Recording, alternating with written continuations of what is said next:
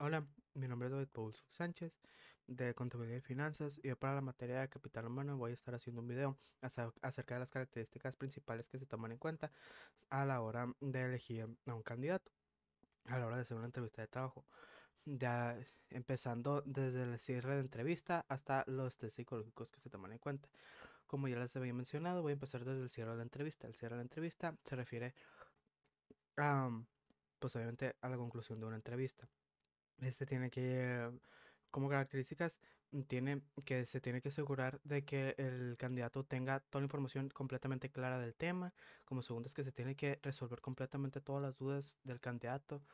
La tercera es que se tiene que dar indicaciones al candidato acerca de qué es lo que sigue, qué es lo que va a pasar después. Y sobre todo, se tiene que tener una actitud profesional durante toda la entrevista por parte del entrevistador. Como segundo punto tenemos la evaluación del candidato. Obviamente, después de que se termine una entrevista, lo primero que se hace es revisar todas las cosas que el candidato, todas las aptitudes que se entrevistaron del candidato. Se toman en cuenta cosas como la experiencia laboral que el candidato haya tenido, las habilidades manuales, las técnicas o los conocimientos. Y también se toma en cuenta mucho lo que es la actitud y pues cómo se tomó las cosas, ya que obviamente una persona con una mala actitud que no se toma bien las cosas, pues obviamente no va a trabajar bien. Después de esto, se comparan las aptitudes y todas las cosas anteriormente dichas con la de los otros entrevistados, porque pues obviamente no solamente uno. Se comparan y ya que se comparan, este, pues se decide cuál es el candidato más apto.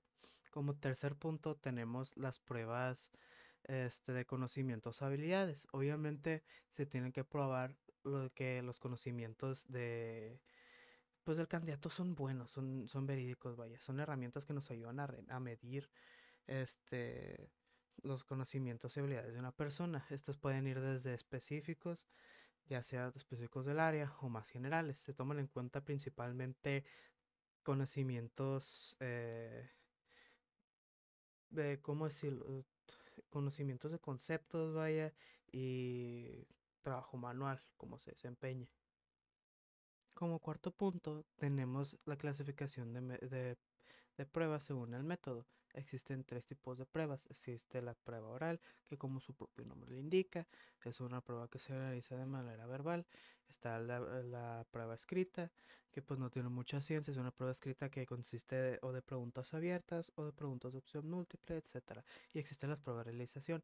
Esta es la que más ciencia tiene, ya que se necesita evaluar la capacidad del entrevistado de una manera más específica, ejecutando alguna acción o ejecutando alguna prueba.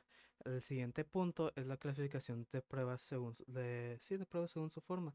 Existen las pruebas tradicionales, que son este, preguntas un poquito abiertas, se refiere pues a preguntas más objetivas, y pues están las preguntas o más objetivas, que de estas se aplican de verdadero o falso, de opción múltiple, de columnas, etcétera. Y pues existen las pruebas mixtas, que pues es una combinación de ambas en simples términos. Existen también los tipos de reactivos principales, que como pues ya le había dicho, existen los de reacción múltiple, los de verdadero o falso, los de relacionar conceptos, etcétera, etcétera. Como último punto tenemos los test psicológicos. Durante estos test se evalúa principalmente las aptitudes de personalidad y carácter del entrevistado. Estas se comparan y se ponen en un diagnóstico de patrón de comportamiento para saber si el entrevistado tiene un patrón de comportamiento adecuado para la empresa. Y ya con todos estos puntos nos podemos dar una idea de cómo es de a manera simple una entrevista de trabajo y cómo se selecciona el personal. Muchas gracias por escuchar y eso ha sido todo de mi parte.